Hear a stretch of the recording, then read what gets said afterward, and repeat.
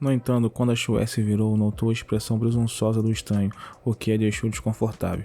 O estranho parecia confuso quando ele viu as existências que estavam chegando na seita. Olong, o dono da Torre Tanzan, Zen, o presidente da Academia Imortal, Bai, o dono da Casa do Tesouro, e o seu neto. As três potências anunciaram que tinham vindo para parabenizar a nova seita, e isso deixou o estranho chocado e confuso. Irritado, Long perguntou para o Bai por que ele tinha vindo para a cerimônia. Ele respondeu que tinha ouvido falar do nosso prota. O Murang então informou à multidão que os três sênios vieram visitá-los e pediu desculpa por não recebê-los adequadamente. Olong respondeu educadamente ao Murang, dizendo que eles já se conheciam, franzindo sua testa. O Murang agradeceu ao Long por salvar sua vida da última vez. Olong respondeu que não havia necessidade de ser tão educado e que não se importava em chamá-lo de irmão de agora em diante. Zen então se apresentou e pediu que também o chamassem de irmão, desculpando-se por ter vindo sem ser convidado. O Bai foi o último a se apresentar, mas foi interrompido pelo Long, que o chamou de idiota. Enfurecido, o Bai amaldiçoou o Long. Então o Long afirmou que os três deveriam estar lá por causa do prota e os convidou para dentro da seita. O Zeng pediu ao Murang para esperar e o entregou um presente, uma pintura chamada Dragão e Fênix. Em seguida afirmou que se eles olhassem para a pintura por um longo tempo, teriam uma epifania e melhorariam seu cultivo. Em um estado de choque, o Murang questionou se o presente que o Zen deu poderia ser o tesouro do pátio da Academia Imortal Sun Seng. O Zen concordou com um sorriso, respondendo que era um presente adequado para uma seita recém-estabelecida. Então o Bai entregou seu presente, um meridiano espiritual de alta qualidade que era bom para melhorar o cultivo.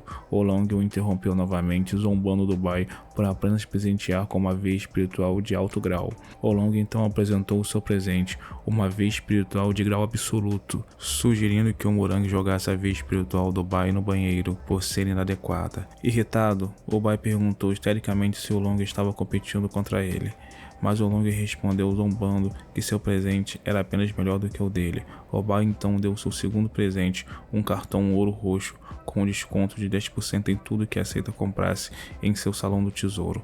O Zeng arregalou os olhos, pensando que 10% de desconto era como dar metade do seu salão de tesouro. Mais uma vez, o Long respondeu ao Bai que seu presente ainda era um lixo.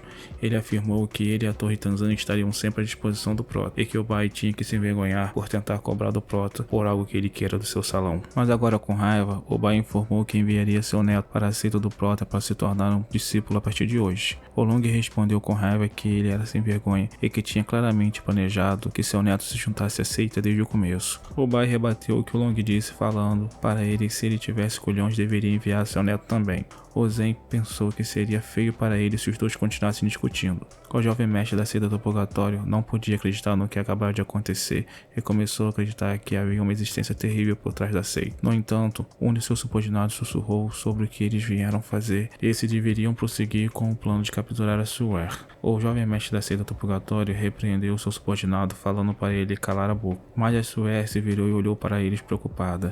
Ele aconselhou seu subordinado a olhar em volta antes de falar, apontando para os sênios. A Chue informou ao seu avô que aquelas pessoas estavam tentando causar problemas. Os três especialistas perguntaram ao mesmo tempo se alguém ousaria fazer tal ato. Em seguida, o Long agarrou o estranho perguntando o que ele estava dizendo anteriormente. O Long afirmou que o estranho parecia ser da seita do purgatório e perguntou se ele não sabia que estava na seita do seu irmão, e perguntou também se ele estava ignorando sua presença para pensar em causar problemas ali. O Bai afirmou que a seita do purgatório não tinha dinheiro, mas teve a audácia de desconsiderar o seu salão de tesouro, enquanto Zen também mencionou que a sua academia também estava sendo ignorada. O jovem mestre da seita do purgatório explicou que devia haver algum mal-entendido porque ele estava lá apenas como convidado. O Murong concordou que deveria ter algum mal-entendido e pediu que esquecessem, porque o estranho era apenas um visitante. Ele também perguntou ao estranho se ele tinha trazido um presente com ele e que tudo bem se a qualidade não fosse boa, porque a seita não era exigente e que ele poderia usar a quantidade para compensar isso. O estranho não teve escolha a não ser dar a eles uma grande soma em tesouros valiosos. O Murang ficou contente em ver tantos tesouros. Os três especialistas concordaram. Então o estranho ameaçou matar todos eles assim que os 3 especialistas saíssem dali. Em seguida, Olong falou para o Morangue que ele estava morando no topo de uma colina próxima e iria visitá-lo assim que tivesse tempo. De repente, a serpente negra apareceu e se transformou em um cachorro, com respiração pesada, preocupando o Morangue. O cachorro respondeu que não conseguia vencer o homem no céu. Então, o Morangue e os outros olharam para o céu, notando um homem chamado Shen Yanaming. Então, o homem falou que teria uma grande colheita dessa vez durante sua viagem ao mundo mortal. O homem havia encontrado a essência do dragão parcialmente digerida na serpente negra. Ele pensou que a serpente negra não seria capaz de se transformar em um dragão verdadeiro no futuro. Com um tom ameaçador, ele chamou todos de formiga e ordenou para que eles ouvissem com atenção. Se eles não quisessem que a formação da seita fosse destruída, eles deveriam fechar a formação e entregar aquela serpente negra. Caso contrário, ele os destruiria. Assustado, o Morangue falou ao Imortal que a serpente negra pertencia a uma certa existência e não era sua besta guardiã. E se ele quisesse a serpente negra, ele deveria perguntar ao Prota. O Homem do Céu considerou que o Morangue recusou sua ordem e lhe deu 3 segundos para reconsiderar. De repente, a espada imortal apareceu e perguntou ao homem o que ele estava fazendo naquele local. O homem se virou e viu a espada imortal, então perguntou o que ele estava fazendo ali. A espada imortal respondeu que não precisava falar o motivo para ele e que a seita estava sob sua proteção e que ele deveria se envergonhar por estar intimidando os mais fracos, chamando-o de desperdício do reino mortal. O homem percebeu que a espada imortal estava protegendo aquela seita mortal e se perguntou o que estava acontecendo, pensando que a força da espada não era brincadeira. Então, após o homem tentar fugir, a espada imortal o chutou com tanta força que ele caiu no chão, causando uma grande explosão. Depois que a espada instruiu ao homem a voltar à seita e pedir desculpas, o homem, que ainda estava rebelde, disse à espada que não queria se desculpar com um enxame de formigas.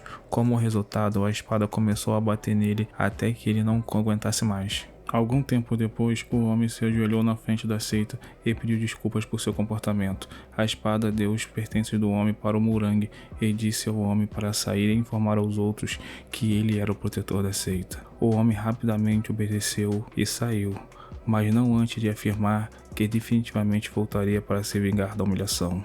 O Morangue então chamou a atenção de todos e anunciou que agora a situação havia sido resolvida. Então, o Morangue anunciou que aceitaria 10.000 discípulos nos próximos 3 dias. 3 dias depois, o Prota recebeu a mensagem do sistema dizendo que a missão para recrutar 10.000 discípulos estava concluída. Ele ficou surpreso e murmurou para si mesmo que o Morangue não havia mentido para ele. Outra mensagem do sistema apareceu parabenizando o nosso Prota por completar 900 tarefas e informando que agora o sistema seria atualizado para uma versão mais completa.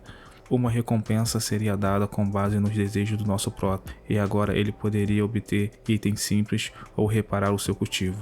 Nosso Prota ficou surpreso e começou a pensar em como ele poderia se tornar mais forte através do cultivo. No entanto, a atualização do sistema parou repentinamente em 99%, o que fez o Prota gritar com raiva e perguntar ao sistema quais recursos estranhos ele estava baixando e por que estava demorando tanto para atualizar. Ele então se virou e repreendeu a Suring por não aprender a lição com a febre anterior e disse que ela não tinha permissão para comer mais melancias. A Suring respondeu que as melancias não tinham nada a ver com sua febre, mas o Prota percebeu que a atualização do sistema havia sido concluída. Ele ficou surpreso quando o sistema ficou dourado e uma nova mensagem apareceu informando que agora havia sido atualizado para o modo final. O Prota agora escolheria a direção do seu desenvolvimento. A primeira opção dizia que o Prota precisava aguardar o acionamento de uma tarefa e após completá-la, alguns itens seriam escolhidos aleatoriamente. A segunda opção dizia que o sistema selecionaria automaticamente 100 reinos em todo o mundo. Após completar a missão nesses reinos, isso permitiria ao Prota ganhar força e poder, e com cada nível concluído, o Prota ficaria mais próximo da invencibilidade. O Prota ficou surpreso e perguntou se o segundo modo significaria que ele teria que lutar contra outras pessoas. Ele duvidou de si mesmo, pois não achava que poderia lutar contra ninguém no seu estado atual. No entanto, outra mensagem apareceu afirmando que a segunda escolha poderia dar ao nosso Prota uma base de cultivo inicial, já que o Prota não tinha raízes espirituais e não poderia melhorar sozinho. A base de cultivo de cada nível sempre estaria em seu pico. Surpreso com a segunda opção, nosso Prota escolheu o segundo modo. Ele agora estava no pico da formação Dantian e sentiu que suas raízes espirituais haviam sido reparadas pela primeira vez em 5 anos. Depois, ele formou uma bola de Ki e atirou em direção à parede, fazendo uma pequena rachadura. Nosso Prota disse a si mesmo que agora poderia usar técnicas de cultivo, mas também pensou que era muito forte. Enquanto a Su Ling o observava pelas costas, ela pensava que o Ki do nosso Prota era muito fraco. Então o Prota chamou a Su Ling e ela rapidamente obedeceu ao seu comando. Ele então pediu a ela para acertá-lo com toda a sua força, assim como da última vez, afirmando que ele não iria se esquivar. A Su Ling obedeceu ao pedido e pensou consigo mesma que esta era uma oportunidade para se vingar do Prota por ele ter confiscado suas melancias.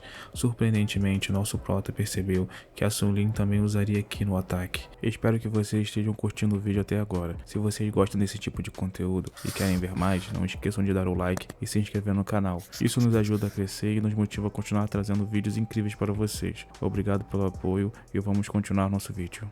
Um grande golpe foi desferido. O Prota se perguntou se algo havia acontecido. Ele ficou feliz por não ter sentido nada. A Su Ling reclamou dizendo que o Prota estava trapaceando por causa da roupa que ele estava usando.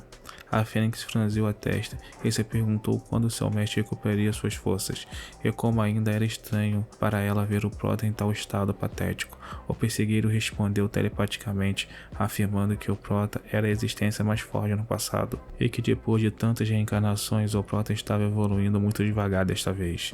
A faca de cozinha começou a relembrar do passado quando o Prota estava no seu auge. Ele lembrou de uma história no passado quando o Prota estava tomando chá e perguntou quem havia interrompido sua diversão, diante de um grupo de pessoas capazes de destruir o mundo com um único movimento, em um piscar de olhos. O Prota do passado disse ao grupo de pessoas para se juntarem, porque ele não queria perder seu tempo. Em seguida, muito sangue foi derramado e o grupo de pessoas que tentou atacar o Prota foi de arrasta para cima. Voltando para o presente, a espada não tinha ideia de que o Prota já foi tão poderoso, e isso enfureceu a faca de cozinha, que gritou com a espada. Em seguida, uma mensagem do sistema apareceu, informando que o primeiro nível estava pronto, perguntando se o Prota queria entrar agora. Ele disse a si mesmo que o sistema organizou uma tarefa tão rapidamente e que era muito melhor do que esperar uma nova missão do sistema. Porém, uma pessoa chegou procurando pelo Prota. O Prota reconheceu a voz do Murang e pediu ao sistema que esperasse por 1 minuto. O Murang sorriu e disse ao Prota que havia completado a missão e que estava trazendo o cachorro de volta. O Prota respondeu que o Murang não precisava trazer o cachorro de volta para ele. O Murang respondeu que eles já não estavam mais aceitando discípulos e que o cachorro queria passar mais tempo com o Prota. O Prota pensou que agora que ele tinha uma base de cultivo, não deveria mais temer o cachorro. O Murang respondeu que o cachorro era muito forte e garantiu ao Prota que o cachorro agora estava praticando o budismo e também estava jejuando e que nunca machucaria as pessoas indiscriminadamente. O Prota ficou perplexo porque ele não podia acreditar que aquela besta demoníaca podia jejuar e praticar o budismo. Então o Prota olhou para o cachorro e perguntou ao Murang se ele estava realmente falando a verdade. Ele pediu ao cachorro para se sentar e estender a pata, o que o cachorro rapidamente o fez. O Prota coçou a cabeça do cachorro e disse a ele que ele era um bom menino e que de agora em diante seria chamado de Shao Rei. O Murang achou divertido que apenas o Prota pudesse brincar daquele jeito com a serpente negra. O Prota perguntou ao Murang se ele poderia emprestar algumas pílulas de cura de 3º ou de 4º grau. O Murang estava confuso sobre a intenção do Prota em usar pílulas que eram consideradas lixos de tão fraca comparado ao nosso Prota, mas era evidente que o Prota estava suprimindo seu cultivo para a primeira camada da formação da Dantian, indicando que ele poderia estar tramando algo novo. Ele tirou o seu anel, que continha pílulas de cura de 3º e de 4º grau, e deu para o nosso Prota, e disse que ele poderia simplesmente voltar à seita e buscar pílulas de grau superior se assim o Prota quisesse. O Murang garantiu ao nosso Prota que ele não estava pegando nada emprestado, pois toda a seita e tudo que tinha nela pertencia ao Prota em primeiro lugar. O Prota expressou sua gratidão e disse que aquelas pílulas eram suficientes. Em seguida, o Prota perguntou sobre as melancias que ele deu da última vez e instruiu o Murang para levar mais 2. O Murang perguntou se estava tudo bem, ao que o Prota respondeu que era apenas algumas melancias e que a Su Ling não poderia consumir muitas. No entanto, a Suling ficou furiosa e gritou que comeria todas as melancias depois. O Morangue agradeceu ao Prota pelas melancias e se perguntou se as pílulas poderiam ser trocadas por melancias imortais, indicando que o Prota queria dar a Seita oportunidade de crescer. O Morangue acreditava que não poderia encontrar nenhum motivo para o Prota ter pedido as pílulas emprestadas. Então o Prota tinha usado as melancias como uma desculpa. O Morangue considerava o Prota muito gentil. Por outro lado, o Prota raciocinou que as duas melancias poderiam ser trocadas por um grande número de pílulas de terceiro e de quarto grau. Ele também pensou que o Morangue estava com medo e por isso não hesitou em aceitar a troca. Apesar disso, ele ainda acreditava que o Morangue era uma pessoa muito gentil.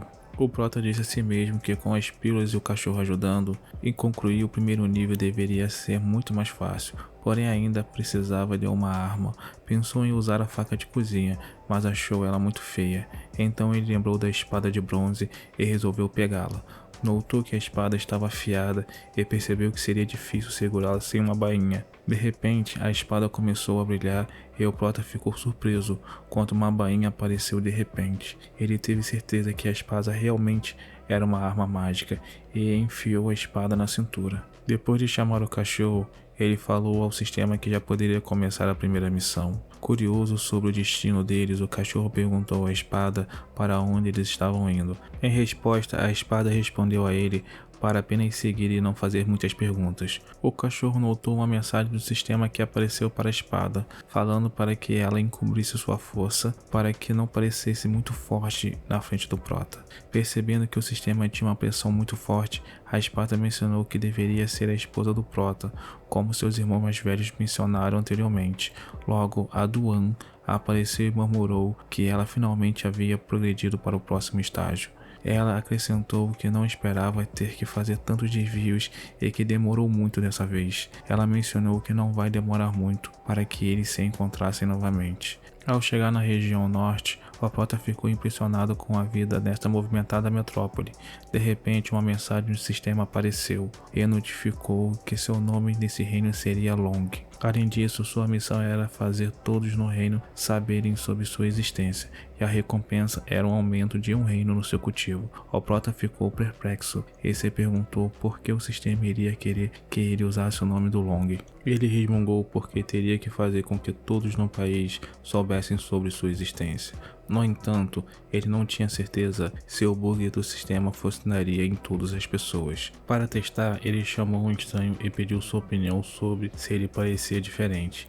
Infelizmente, o estranho não ajudou e respondeu com raiva, perguntando se o Prota era doente. Coçando a cabeça em confusão, o Prota concordou que o bug do sistema não funcionava para todas as pessoas. Só então, outro estranho agarrou o Prota e se apresentou como Dunk Dakyuan. O homem disse ao Prota que ficou surpreso com seu físico e presumiu que ele deveria ser um gênio do cultivo. No entanto, o Prota ficou irritado e falou que estava duro e não tinha dinheiro. O homem falou que não estava vendendo nada, ele simplesmente queria saber se o Prota estava interessado em formar uma equipe para participar de uma competição.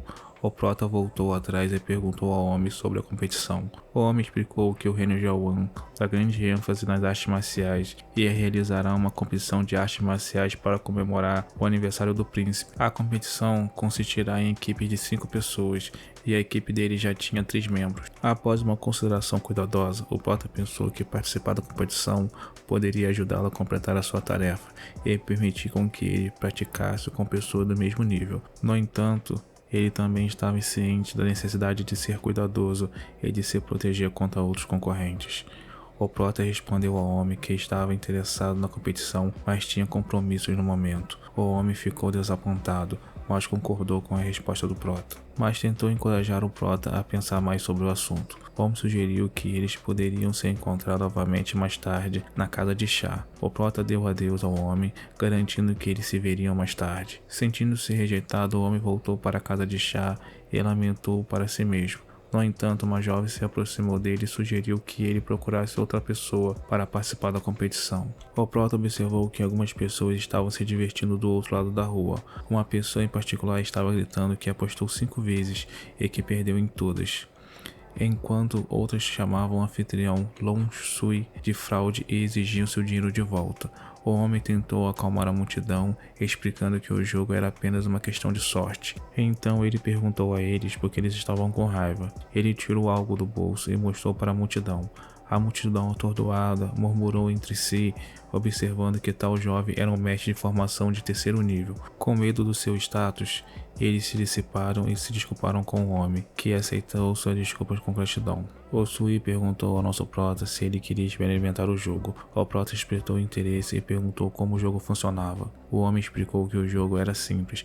Haviam 2 cápsulas com 2 formações defensivas. Ele pediu para o prota escolher uma das 2 e quebrá-la, para que obtivesse 10 vezes o valor apostado. O prota respondeu que parecia simples ganhar algum dinheiro, mas não tinha nenhuma pedra espiritual. Ele perguntou ao homem sobre o valor de um remédio de cura de terceiro grau. O homem respondeu que o remédio de cura de terceiro grau valia cerca de 60 pedras espirituais de baixo grau. O homem pensou consigo mesmo que havia outra pessoa tola e rica e que dessa vez ele deveria levar tudo que ele tinha. O prota sacou sua espada, fazendo com que o homem fosse pego de surpresa. Ele se perguntou se nosso prota estava empunhando uma arma mágica de grau baixo. No entanto, o ar que emanava da espada era fraco e o homem sentiu que era um tanto familiar. Em seguida, ele lembrou da espada imortal que apareceu na região sul e não acreditava que ela tinha escolhido nosso prota como seu mestre. Com um sorriso, o homem aumentou a defesa do domo a um nível máximo, acreditando que nem mesmo a força total do prota poderia quebrá-lo. Apesar dos esforços do Sui, o prota cortou o domo ao meio, deixando o homem chocado e convencendo que realmente era a arma imortal. Depois de cortar o domo, o prota ficou perplexo e se perguntou se ele havia golpeado com tanta força que também quebrou a base da formação sem querer. Nervosamente, ele perguntou ao homem como eles calculariam seus ganhos, pensando que se o Sui soubesse que ele não tinha dinheiro, ele o espancaria. No mesmo momento, o homem acreditava que se o prota descobrisse que ele estava trapaceando, o prota o mataria. Para evitar que o prota o matasse, o homem rapidamente disse ao nosso prota que ele havia ganhado um total de 600 pedras espirituais. O prota falou que o Sui foi bastante honesto e se desculpou, afirmando que ele tinha outras coisas para fazer enquanto se afastava. O prota se considerou sortudo por não ter que pagar pelo estrago. Por outro lado, o homem também se considerou afortunado pelo prota não ter ficado furioso com sua tentativa de golpe. Em seguida, o homem lembrou que a arma imortal uma vez declarou que protegeria o seu mestre até mesmo de outros imortais. Ele pensou que deveria criar uma amizade com o prota, pois ele ficaria muito forte no futuro com a ajuda da arma imortal. Um tempo depois, ao perceber que o prota estava sendo seguido, ele percebeu que agora ele tinha uma chance. Enquanto isso, o prota também notou as pessoas que estavam seguindo ele e pensou que o Sui tivesse vindo para se vingar. Em seguida, o Sui cumprimentou o prota mais uma vez e então o prota perguntou o que ele queria. Em resposta, o homem assegurou-lhe que não estava com o mesmo grupo de pessoas que estavam seguindo ele e tentando roubar o seu dinheiro. Ele também expressou sua crença de que o prota era um bom homem e disse que gostaria de ajudá-lo. O Sui se virou e olhou para as pessoas que o seguiram. Então disse ao prota em voz alta que ninguém ousaria fazer nada enquanto ele estivesse lá o protegendo. Então o prota agradeceu. O Sui curvou-se e respondeu que não havia necessidade de ser educado. O Sui então se apresentou ao nosso prota e perguntou o seu nome. O prota respondeu que o nome dele era Long. O homem reconheceu o nome porque era o nome do dono da torre Tanzan. Ele raciocinou que nenhum cultivador jamais ousaria usar esse nome por medo. O Sui pensou ter ouvido um boato de que havia um ser extremamente poderoso por trás da torre Tanzan. Ele presumiu que talvez o homem por trás da torre Tanzan fosse o prota porque ele estava empunhando uma arma imortal. O prota perguntou ao Sui por que ele estava suando tanto, para o qual nervosamente ele respondeu que talvez fosse porque eles estavam andando por muito tempo. O prota então chegou à casa de chá e abriu a porta, cumprimentando todos lá dentro. O Wang ficou chocado e perguntou se o prota havia concordado em se juntar a eles. A mulher imediatamente reconheceu o Sui. O Pan, um dos companheiros da equipe do Wang, perguntou por que o prota trouxe uma pessoa extra. Ele se voltou para o Sui e perguntou sobre sua presença lá. O Sui explicou que estava interessado na cooperação competição e pretendia se juntar à equipe com o Prota.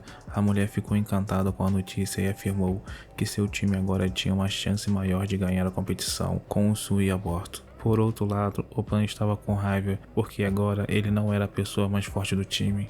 Ele inicialmente se juntou ao time com a única intenção de seduzir a Fei, mas ele não esperava que o Prota seria capaz de recrutar o Sui também. Ele então notou o cachorro e perguntou por que o Prota o trouxe. O Prota explicou que o cachorro não era um cachorro comum, mas uma besta demoníaca. O Pan debochou e expressou sua descrença, afirmando que o Prota nunca tinha visto o mundo e que o cachorro não era uma besta demoníaca. No entanto, quando o cachorro se aproximou dele, o Pan começou a se sentir intimidado e começou a gaguejar.